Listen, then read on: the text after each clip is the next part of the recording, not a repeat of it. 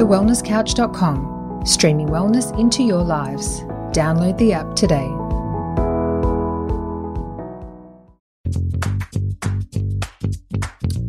This is Up for a Chat with your hosts, Cindy O'Meara and Kim Morrison.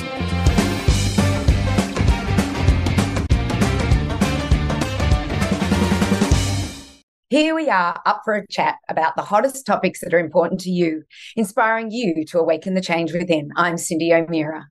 And I'm Kim Morrison. What an incredible guest we have this week on the show. We are super excited to introduce you to an amazing soul, Cameron Borg.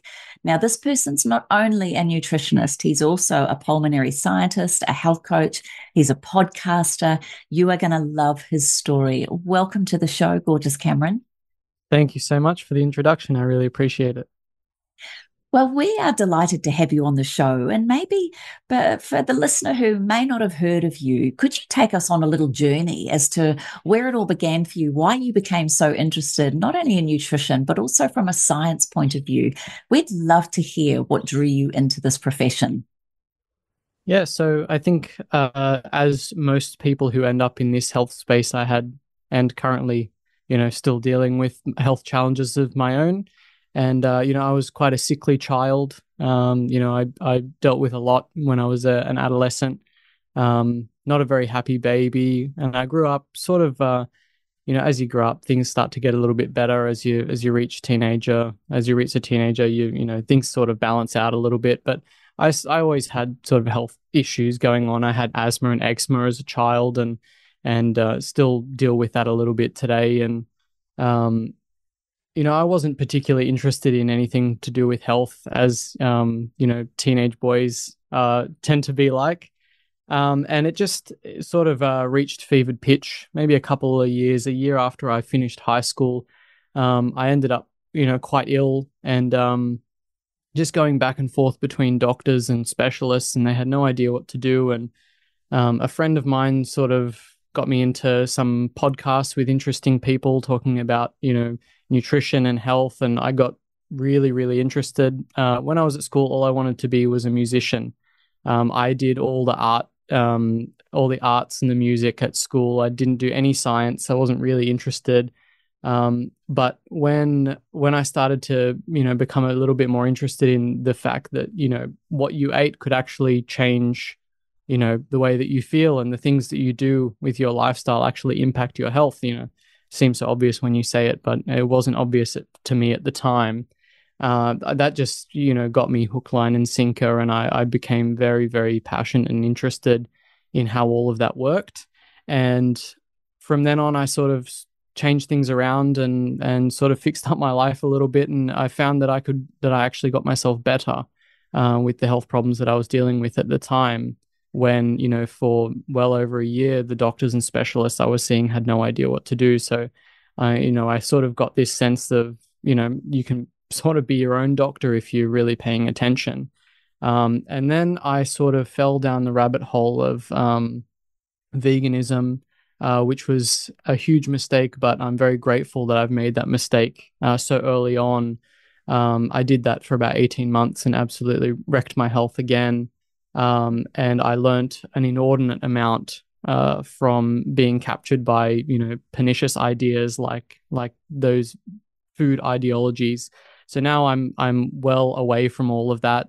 In the midst of all that, I got a bachelor's degree in nutrition, didn't really learn anything. You could learn more from one good book than 3 years of tertiary education, which is really unfortunate. But that's just the way it is. And, so I left with a qualification, but not really any direction after that. Worked a couple of jobs that were not so nice. But I got some training doing pulmonary science. So doing lung function testing with patients all day. And I actually really like working with people one-on-one. That's something that drives me. I'm very passionate about helping people and being, one-on-one with them, because I think you can make a big difference. So I learned a bit of pulmonary science there. I got enough to get my foot in the door, and now I'm working at Westmead Hospital one of the biggest hospitals in Australia, doing pulmonary function testing, which is well inside the conventional system. So I work with doctors who are absolutely set on the conventional manner, and I'm very much going in the complete opposite direction. But what it's done is it's given me a chance to work with thousands of patients over the last few years, and really learn how to listen to people, which has been the biggest learning experience for me. Because I think if you just listen to a patient, they'll tell you what's wrong with them.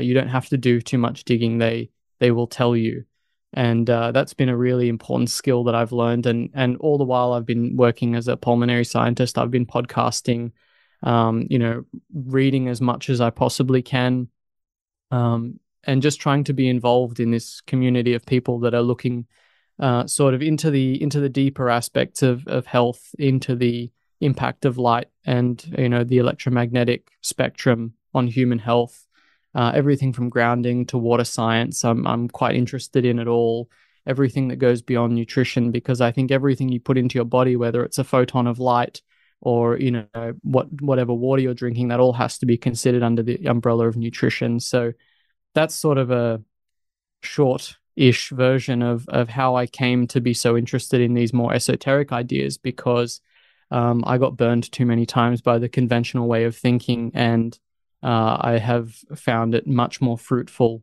to think in these broader patterns. And working in the conventional system has actually been quite interesting for me. On the other side, not really believing in a whole lot of what I'm doing, but having a chance to actually speak with people and understand what they're going through has taught me so much. And basically that's where I hope to head in the future, is to work more one-on-one with people, because I think that's really where the big changes can happen. So hopefully I didn't ramble too much there. No, not at all. That was so interesting, Cameron. So very, very interesting. So I had a million questions as you were going through it. But I think the number one question is, do you throw any off-the-cuff comments to the doctors or to your clients that might pique their interest in what you're doing outside the hospital system as opposed to inside the hospital system? Do you ever at least give people a chance to understand this? Because we know that our doctors are never taught this. Like I just listened to a medical doctor. He's in his 70s and he's been a doc for a long time, and it took him 30 years to wake up. And then when he woke up, he's now an evangelist. He's quite incredible. So I find that that's what seems to be happening. There's so many doctors that they're awakening, but they're never taught this at school. So how do they get that awakening? Are you doing that to them? Well, my thinking, as much as I would love to think that I could just, shout loud enough and people would listen, the reality is, people very rarely, if ever, get convinced by being told. They have to be convinced through their own mistakes and their own learning. And I found that the same way with, the vegan ideology. No one could have told me. It had to be through my own mistakes that I learned. And I do my best to bite my tongue, because in a lot of places, it's not my place to start talking about that stuff. People need to find this on their own journey, usually, for it to be actually meaningful, rather than someone telling them what to do. There are times, and we see, because we're in such a culturally diverse part of Sydney, we see a lot of vegetarian Indians who have been vegetarian their entire life, and they are usually obese, and they have the worst type 2 diabetes you can ever imagine, and they've never eaten a piece of meat in their entire life. And some of them, it's not for religious reasons. Some of it's just, that's what their grandparents did, so that's what they do. And sometimes it's important for me to just lay out that kind of stuff is important to consider. Just from a respiratory point of view as well, we get a lot of people coming in who have, basically inflammation in the upper airways is the way I would see it. And, not many people know this, but the use of paracetamol actually depletes glutathione in the lungs. And there is good argument to be made that that's the primary thing that is going on in asthma and in these obstructive conditions in the upper airways, where there's not enough glutathione to actually keep the inflammation at bay to regulate the function of the lung. And people take paracetamol every day for aches and pains, and they are chronically depleting the antioxidant level of the lungs. And of course, they're told by their doctors to take the Panadol and the, Osteomax or whatever it's called every day. And, they've been doing that for years, and they can't figure out why they've got a chronic cough that won't go away and why they feel like there's a brick on their chest when they lie down at night. And sometimes it's just enough for an offhand comment, to say, oh, your doctor's obviously told you that, paracetamol impacts the lungs. And of course they say, no, I've never been told that. And I just say, oh, well, I can't believe they didn't tell you. But sometimes it's just, I try not to go too much because it's really not my place. As much as it hurts me to not scream at them and say, please, stop doing this. Sometimes small comments like that can go a long way. But usually I find the people that are in these positions who end up, coming into the clinic where I work, they're usually the ones that are, prone to not thinking in any way other than the conventional way. And, if they ask, I will, say what I think. But usually, my job is there to be supportive and to help them, make sure they get their testing done as best as possible to make sure that their results don't, yield something that makes it look a lot worse than it is, than it might be. So my job really is a supportive role rather than, trying to be someone who tells them what to do. But yeah, I mean, what I'm trying to do with the podcast is reach out to people who are ready, who are, interested in all of this stuff. And I think that helps offset my frustration when I work with people in such a centralized conventional clinic. My work is really being done by trying to give as much information as possible to people who are really interested and ready to change. And that's what sort of makes me happy and helps offset working in such a centralized place. Yeah. And, there was an ad several years ago, and it was an insurance ad. It was for health insurance. And it depicted this lady who knew there was a better way to get healthy. She didn't know how to do it, and she was open to inquiry. I don't know if you remember that ad. And what the health insurance companies know is that there are people like you, Kim, me, and a lot of people around the world that know what to do it, and don't make excuses, and are the healthiest and hardly ever go to their doctor or unless it's an emergency. So there's those. And then there's the ones that you might encounter in your system, which is I'll eat and smoke and drink and not get up or watch television and not do the things that I have to do for this evolutionary body of mine. And they are what they're known as in the US are rednecks. They don't want to change, and they will end up in the system. But there is that group that they are looking for you. That's what they are. They're looking for you. They're open to inquiry. They know there's a better way. They just don't know where to find it because their doctor's not giving it to them. So, congratulations on your podcast, because it is absolutely brilliant, and we will talk about that towards the end. But you have interviewed some pretty incredible people that have got some amazing information regarding people looking for another way. And that's the group that we try and get as well, because the more of those people that we get on board, and including a doctor that is thinking there's got to be a better way. Like, this doctor that I was listening to, he basically said that he had liver issues, he had a fat tummy, he had, cholesterol that was high, all of the markers that he wasn't healthy. And he was looking, but there was nothing out there in medicine that could help him. So congratulations. I want to cut across to your vegan ways. And I have to tell you, I've been a nutritionist for 44 years, and I was a vegetarian for 16 years. So, and I learned very quickly in hindsight that it was probably the worst thing I did for my health. And it seems like a rite of passage for anyone who's interested in nutrition. They have to go through the mistake of the vegetarian thing first. So it's very common. It is very common. And I was doing it. This was the 70s I chose to do it. So I was way back, thinking about it, but I soon realized. So what I want to know is, what was the podcast number one that you were listening to that opened your eyes? Number two, what was there maybe in that podcast that made you think that being a vegan was good for you to do?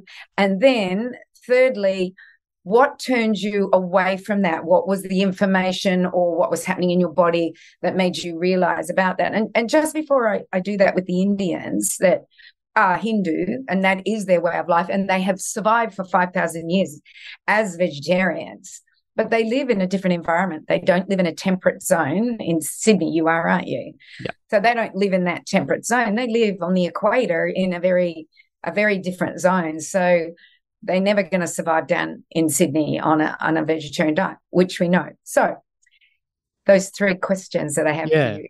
I remember it quite vividly. I think it was maybe my 20th birthday or 21st birthday or something. A friend of mine got me the China Study, the book, T. Colin Campbell.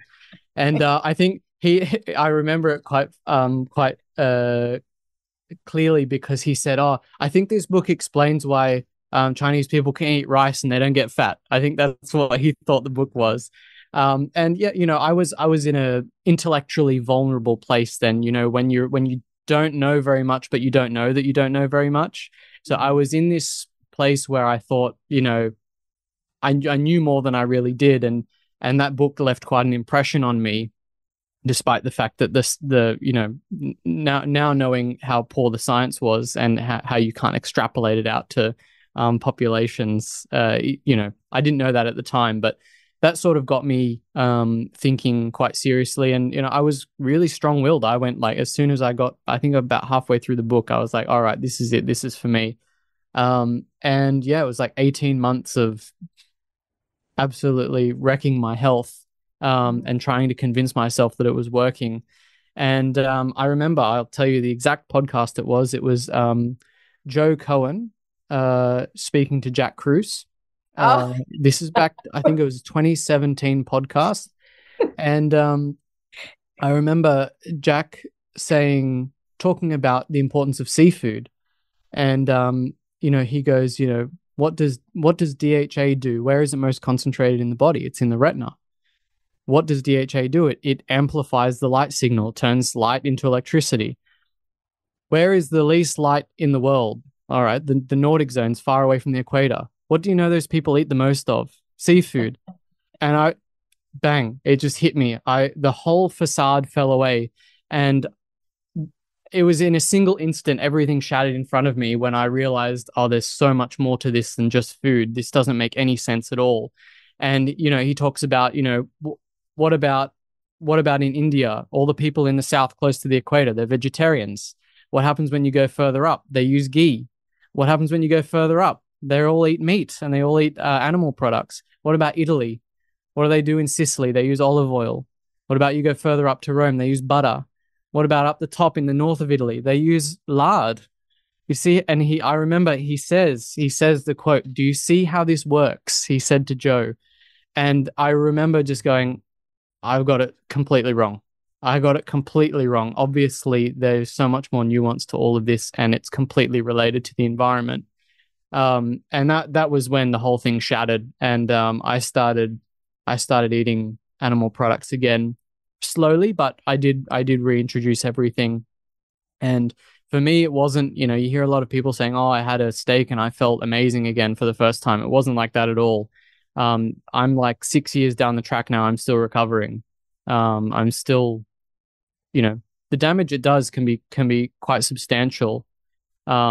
So that's why I try and help people realize that there's so much more to just, meat equals bad. And, this whole saturated fat, cholesterol, all this rubbish. They're zooming in so far, they've missed the forest for the trees. And, it really, really upsets me to see particularly young women going wholeheartedly into this veganism thing, because they're going to have kids. And if they haven't eaten any sort of animal product in years leading up to having a child, I don't want to think of the consequences that has for generations to come. and yeah, it's just looking back on it, I was completely ideologically possessed by an idea when it had no basis in reality whatsoever. And that was the podcast that sort of ripped everything apart for me. And yeah, I'm very grateful for that, because otherwise, if I hadn't been slapped in the face like that, I probably wouldn't have. It would have taken me a lot longer to realize the damage that I was doing. So that was sort of my arc, and I think it's quite a common one. Like I said, it's kind of like a rite of passage. You got all these guys. Basically, most people who are doing low carb or animal heavy diets were vegan or vegetarian at some point. I can guarantee it, because I think it takes that to realize how important animal foods are for our bodies. And I recently did a podcast with Michael Crawford, and really seafood consumption was the defining factor. It's why we have big brains. Like, without seafood consumption, we cannot have big brains. And he explains in his book the reason herbivores don't have fingers, they have hoofs, is because their brains can't grow large enough to control the fine motor skills of fingers. They don't have access to enough DHA. They don't have access to enough of these essential fatty acids that build the brain. And like I said before, this is why I worry so much about young women who are doing the vegan thing. They have to grow a child's brain for 9 months, and most of the brain is DHA. If you're not getting any, the limitations are very clear. So that was sort of my journey in and out of that. But like I said, very grateful that I went through that period, because I learned so much by making that mistake. And it has really set me up to avoid dogmas like that again.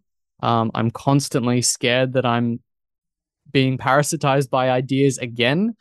So I keep quite a close eye out on my patterns of thought to make sure I'm not making similar mistakes again.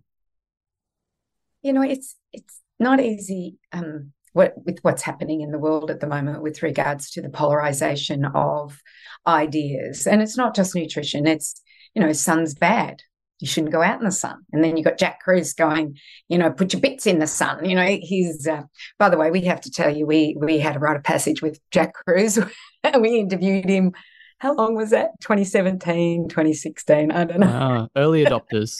Yeah. We had our rite of passage. At the end of it, we were so depressed for the next week.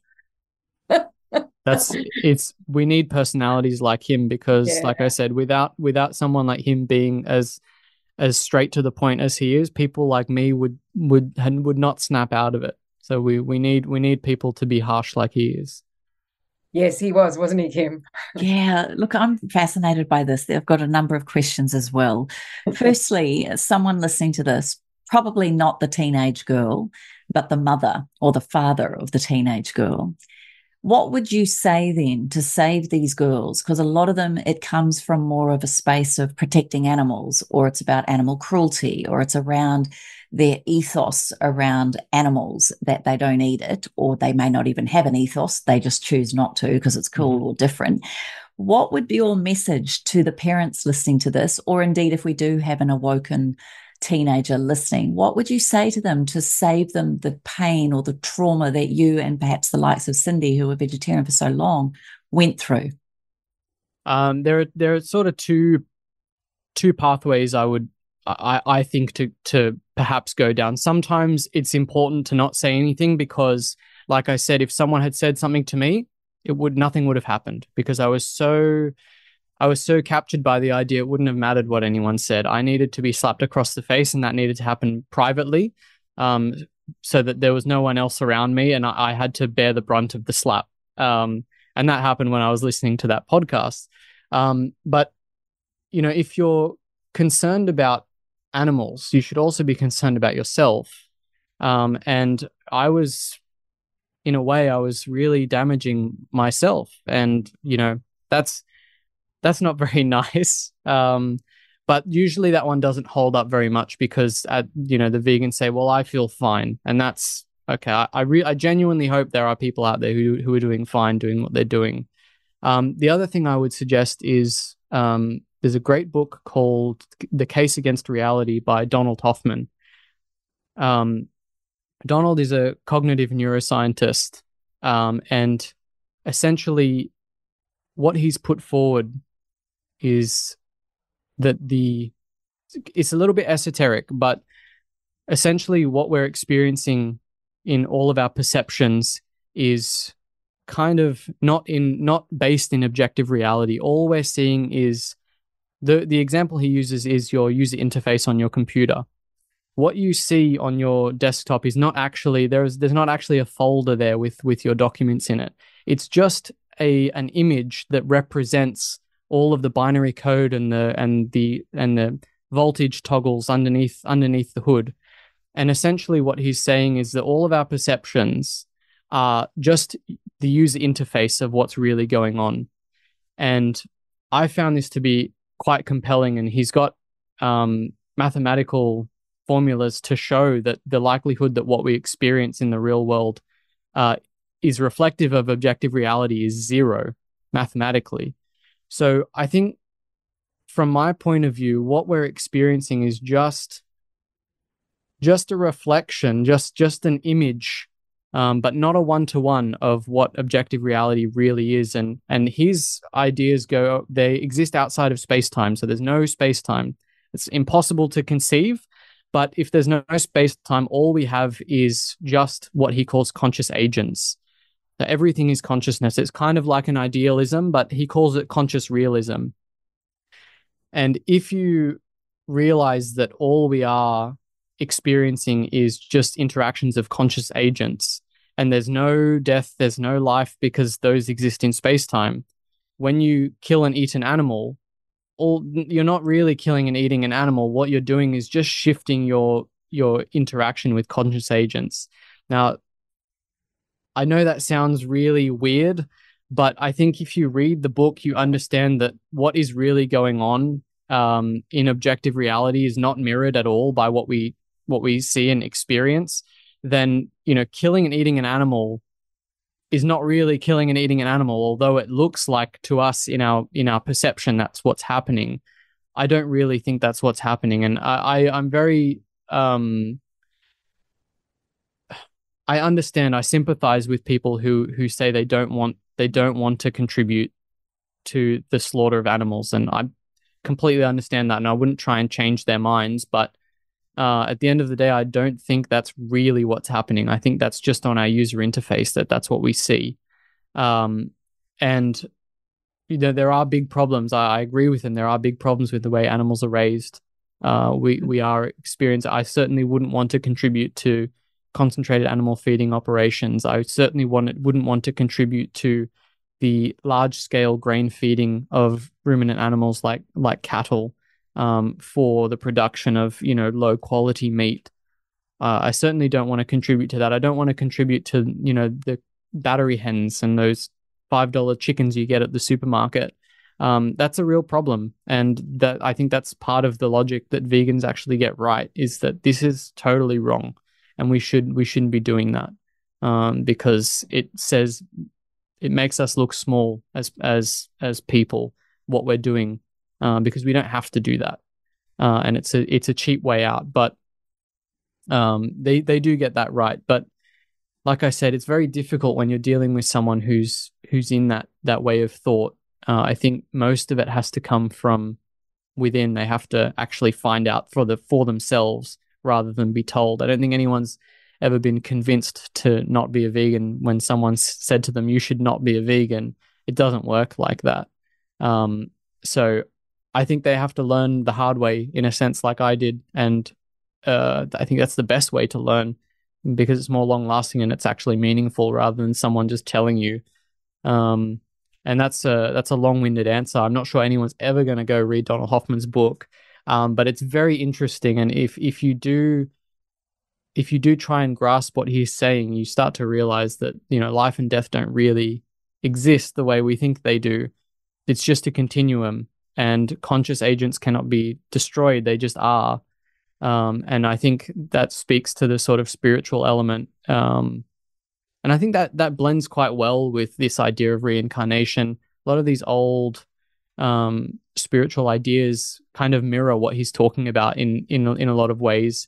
And I think this just comes back to sort of uncovering this sort of lost knowledge that we once had, and making spirituality, bringing that to the forefront again, I think is quite important, because yeah, that's a whole other discussion. But yeah, I'll stop there and I'll let you pull some threads from there.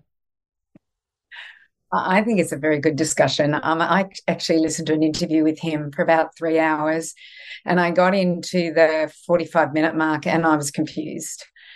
And I realized that reality is how I perceive reality to be. And, it took you down to the matrix and everything like that. And the person I got it from was Pran Yoganathan. I think. Oh, yeah.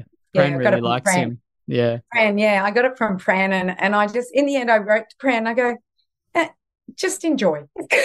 Just enjoy life. Because I know there are deep thinkers, and I'm not one of them. I am when it comes to nutrition, but when it comes to things like that, it confuses me so much, and my head hurts. But I loved the way you just explained that. You explained it so much than Hoffman does, and with less complications. So yeah, I agree with you. I agree with that is there, but sometimes we confuse our reality so much that we do get involved in these things and we don't learn to enjoy, what is out there. And as for animals and how they're treated, I do agree that vegans get it right, but they also don't realize what is happening in the fields, in nature. Their plant-based foods are being grown under monocultures where glyphosate and other chemicals are sprayed, and many animals and insects are being killed. And where do you draw the line on what is allowed to live and what isn't allowed to live? And I noticed that one of the people that you did interview was Dr. Stephanie Seneff, our favorite lady.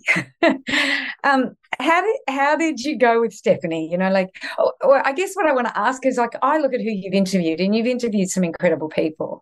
And I guess number one, the question is, who's your favorite so far that you really, really made you think? And secondly, how'd you go with Stephanie? And she's just, she blows your mind. I'll start with Steph because she is, I think she exemplifies what I feel a scientist should be. She's just incredible what she's done to come out of her field and absolutely become the world expert on something that is so important. And really, she's put her career and her, perhaps even her life, in danger talking about what she's talking about. But she is just, like I said, if you want to look up to someone who's a scientist, I think she's really at the tippy top for me.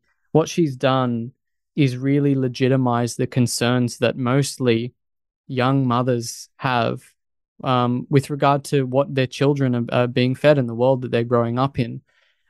Stephanie is such an incredible and precise thinker, and her capacity to tie disparate ideas together.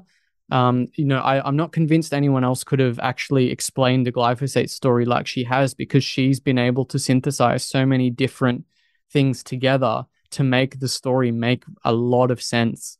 And to me, the thing that Stephanie talks about that no one else is really talking about with regard to glyphosate is the glycine substitution hypothesis, which is the fact that glycine, the amino acid, which is one of the primary amino acids that makes up collagen, which is perhaps the most abundant protein in our body, it can be replaced by glyphosate because they're very similar.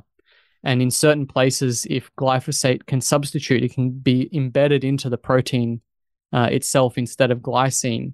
The consequences of that with regard to protein folding, with regard to semiconduction in the proteins, everything gets thrown out of whack.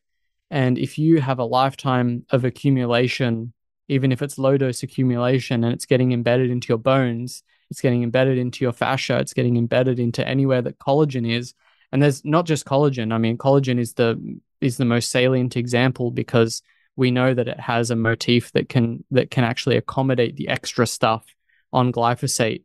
But there are all sorts of proteins that can also hypothetically be embedded with glyphosate instead of glycine. And like I said, the implications of that are so broad because we're talking about the fundamental makeup of our bodies. And I think that's why glyphosate exposure is associated with basically every modern disease.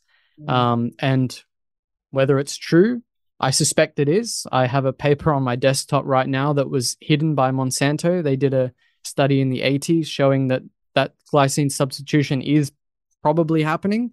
And it was all redacted. It was obtained by Anthony Samsel through the Freedom of Information Act. And that's their words. They say that glyphosate is being embedded into the proteins themselves. Now, Monsanto and Bayer say that this is impossible, yet you've got a paper here from their own scientists saying that that's precisely what's happening. I know guys like Pran think that it doesn't happen. I hope to God he's right. But if I was going to have a look at it, I suspect that that's one of the main reasons glyphosate is so detrimental, is because it's actually being embedded into the body.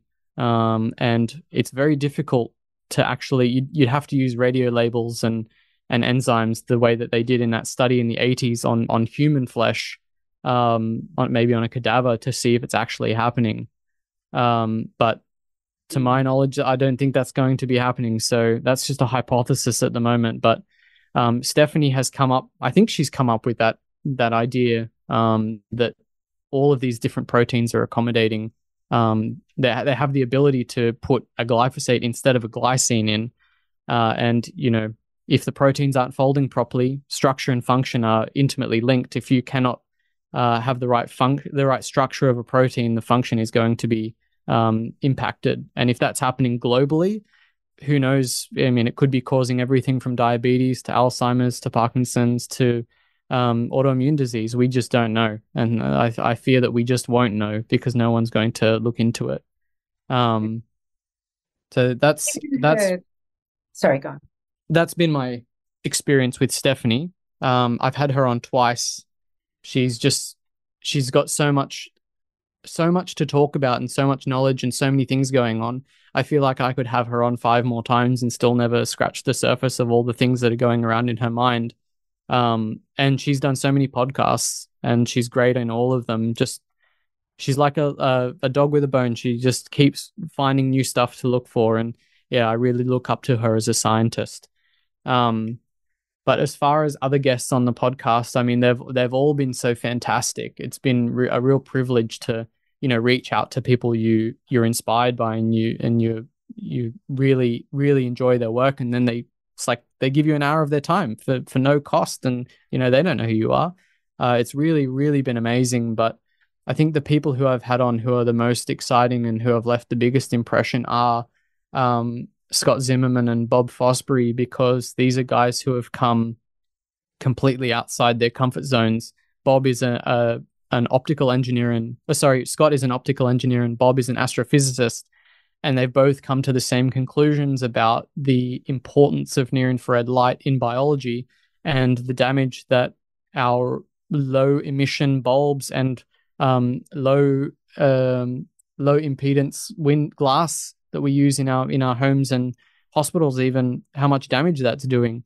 I really enjoy having people on the podcast who are outside of their domain of knowledge, but still are arguably world experts in the things that they're looking at in biology. So they have, and we've kept in touch as well, which has been really, really great. They've sort of kept me in the loop with the things that they're doing, which again is just such a privilege. And Scott even sent me, this is one of his bulbs. So I'm the only person in Australia who's got that bulb at the moment. But he was kind enough to send it to me. So I'm being showered in broadband near infrared light now, being indoors, which is kind of the way that it should be. So again, another long answer to your short question. No, they're great answers. I think they're amazing. Do you mind if we go back a little space? You've used the word esoteric a couple of times. You think outside the square. There's people like Dr. Bruce Lipton, who talks about the biology of belief. There's people like Louise Hay that goes down the metaphysical realm. Inna Segal. These people all talk about how emotions can be embedded in the body and create a physical reaction response, disease, autoimmune, etc. What is your belief or your philosophy around how we think, act, and feel about ourselves and the impact that that has on our physiology and biology? Great question. Bruce Lipton, again, one of my favorite people on this planet. I think if you haven't read his book, Biology of Belief, you need to make that a priority right now. Everyone knows, ask any doctor what the most reliable effect in all of medicine is. It's the placebo effect. It is so reliable and so powerful that in order to get a drug approved, you have to beat it. Like our whole scientific inquiry system is based around the fact that the placebo effect is so real and so powerful that everything has to be measured against it. That should tell you the conventional system is based around that. That should tell you how important our beliefs and our feelings and our emotions are to the effects that we feel in our body. Because even conventional science admits that it's probably just as, if not more powerful than most drugs out there. And most drugs don't beat the placebo group. That's just the way it is. And towards the end of Bruce Lipton's book, I think he talks about the fact that the pharmaceutical industry's cotton onto this. So they actually screen, you can actually, using Big Five personality traits, you can actually find out people who are more susceptible to placebo effects, and they exclude them from trials to make the placebo effect smaller, to make their drugs look better. So, you know, they know, the pharmaceutical industry knows this as well. So they actually try and control for it and get people who are more susceptible to placebo effects out of their trials. I've often thought, if someone said to me, you know, you could only recommend one book to someone on their health journey, what would it be? And my answer is always Letting Go by David Hawkins. I don't know if you've read any of David Hawkins' books, but that has probably left the biggest impression on me as someone who's interested in health, and interested in, like you said, those esoteric ideas. If you're going to read one thing for your health journey, I think Letting Go is the best thing to do. And you know, it's weird because it's really almost got nothing to do about health the way we're talking about it now, but it is. To me, it's all about what it is to be human and what it is to be living in the world today. And I think if you can take that on board, you'll be set up so much better than everyone else around you. And like you said, the Biology of Belief, I've got all of these different philosophy books that have left more of an impression on any nutrition book that I've ever read. And they don't talk directly about health at all. A friend of mine gave me Siddhartha by Hermann Hesse a couple of months ago, and I don't read fiction. I don't have one fiction book on my bookshelf until he gave me that, and I read it, and that book taught me a hell of a lot more than, you know, the last 10 books that I had read. What was it called? Siddhartha. Siddhartha. It's a famous book by I think he's a German Nobel Prize winning writer, Hermann Hesse. And to me, that explains the story of most people's health journeys, and more. It's one of those sort of archetypal type stories to me, and it left a big impression on me, which is why I think that you actually need to make mistakes in order to progress. I mean, that book is all about why mistakes and going down the wrong path are necessary in order to get to where you need to go, and being grateful for that, and being, you know, glad that you were able to go through the mistakes and make all the blunders. So yeah, these esoteric ideas have been really important, not only for their own sake, but, you know, if you want to start to try and understand the impact of things like electromagnetic fields on the human body, you have to sort of be an esoteric thinker already. You have to sort of broaden your mind to the fact that there's more going on. So I think they sort of go hand in hand. If you're thinking about things like, you know, the quantum properties of water and the quantum properties of even how vision works, you have to sort of be a little bit of an esoteric thinker. You have to be a little bit open-minded. And that's, you know, to me, I think I've got 4 books. I have a reading list on my website, and I have 4 books in a section called Mindset, and Letting Go is one. Play by Stuart Brown is another. I think, again, if you're going to read, if you want to read more about the other things that matter in health, play is super important, and that book is a must read if you want to understand how to live a long life and have good relationships. Um, Bessel van der Kolk's book, The Body Keeps the Score, is another really important one. And the last one on my list for mindset is sort of slipping my mind at the moment, but they're all super important if you want to be on a health journey that is going to go the distance. You need to understand these more esoteric ideas and be in touch with things beyond, the nutrition world, the supplement world, even beyond, how important light is, how important water is, how important earthing is. You need to know how to have a good relationship with yourself and the people around you, and these books are absolutely critical if you want to have a fruitful The 4th book, journey. Cameron, is Biology of Belief. I just looked it up. That's your 4th one. There you go. Well, I did get all 4 then. There you go. You did. It was amazing. Cindy, I'm so blown away. There's so many different questions here. Could I also just take it back to being a pulmonary scientist? What I find fascinating with you is you are an artist, a musician, you are a left brain dominant creator. And then you've become very right brain. And now you've become very left brain with your analytical and your science and your whole way of thinking, which is asking the question, it's important that we have an opening, even if we have a sway to one way of thinking than the other, right brain being more creative and emotive. But it sounds to me your emotions behind your beliefs from the science is just as important, which leads us back to this metaphysical, esoteric realm. For you personally, living your everyday life and getting up every morning, are there rituals? Are there things that you do for yourself, both on a metaphysical, esoteric, as well as a very left brain organized, making sure you do the actual doing in being a human in this world? Did you have that question written down? Because you spoke it like you were reading it off a cue card. No, I'm really bad at that in podcasts, is formulating questions and speaking as though I've thought of it a long time ago. It was very well done. I'm very impressed. As far as rituals go, I think the main one for me is to be out in nature as much as possible. I think you feel small in nature, and I think it's important to feel small. Because you don't want to feel like you're more important than anything else that's going on around you as well. It's one really important thing I've learned from working with people in a setting like a clinic in a hospital is, you've got all these people who have health problems, and arguably, it's of their own doing. They've smoked their whole life, they've drunk their whole life, they haven't taken care of themselves. But really, people have tough lives. And I've had many people break down in tears in my room because, they've lost a loved one, or they've just been diagnosed with cancer. Or I had a gentleman come in the other day.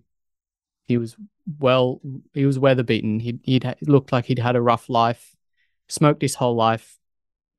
And he got in, and I always say, how has everything been? And as soon as I said that, he just broke down in tears. And, it was really tough. He put his dog down that morning, and he lived alone with his dog. His dog was the only other thing in his house, and it's like he lost his best friend. And, I see so many people who have all the reason in the world to have not taken care of themselves. They have tough lives, and I'm beyond lucky that I've had a very easy life. And I haven't had the issues that most people have. And I never judge a smoker, because the amount of people who come in and, you ask them about their life, and life is just tough. And, I hear so many of them, and I think, I don't blame you for doing what you've done. Growing up without parents, or, having all these horrible things happen in life. Like life is really, really difficult, and I'm very sympathetic to people. I never judge. It's one thing you learn when you work with people like that. Is you never judge. Never ever judge a smoker. Never ever judge someone who's addicted to drugs or have alcohol problems, because these people, they have very, very difficult lives, and it's made me appreciate how good my life has been. And people don't ask for their own health problems, and sometimes, yes, they play a role in making their health poor, but some people have really, really difficult lives, and they have to do whatever they can to get through, because they have people who depend on them. Their parents themselves, they have kids to take care of, and they have to stand up tall and be the person that they need to be for their kids, and oftentimes they have to sacrifice their own health for that. And I think that's been something for me that has been very difficult to learn, but very important, because some people just have rotten lives, and they're doing really, really well with what they've got. And yeah, I'm not really sure what the question was. I've sort of forgotten a little bit, but that has helped me understand a lot, working in that setting. Yeah, and yeah, so I mean, being small in nature, makes me realize that's probably my big ritual. My other rituals are to try and have really good relationships with the people around me. I think relationships are so important, and there's a lot of talk about the blue zones. For me, all the reason the people in the blue zones live so long is because they have close relationships. I don't give a stuff about the food that they eat. They all have close relationships, and even they're given meaning into their old age, and they have communities that they sit down with and they eat with and they laugh with. That's what the blue zones are all about to me. And maintaining close relationships with the people around me is a ritual that I have taken a lot more seriously in the last few years. I don't have like a huge group of friends. I have more close-knit, small group of friends, and it's very important for me to try and keep those close and really meaningful. And that's sort of, I don't have a prayer or a meditation ritual, despite the fact that I've tried several times. It's something that I'm working on, but I'm very imperfect, as I've come to learn about myself. It's really difficult to do that kind of stuff, even though it seems on the surface quite normal. But all of my rituals are sort of just tied into my life, like making sure I'm sleeping and waking at roughly the same times every day. I'm getting outside. I'm cooking for the people that I love. I really love cooking. And I'm doing all of these basic things that are sort of just baked into the things that I do every day now, so they don't really seem like a ritual. And yeah, to what you said about right and left brain, I'm like right in the middle. I love both. I loved maths at school, and I like music production. I like making like dance music because it is the perfect synthesis of creativity and mathematics, like engineering.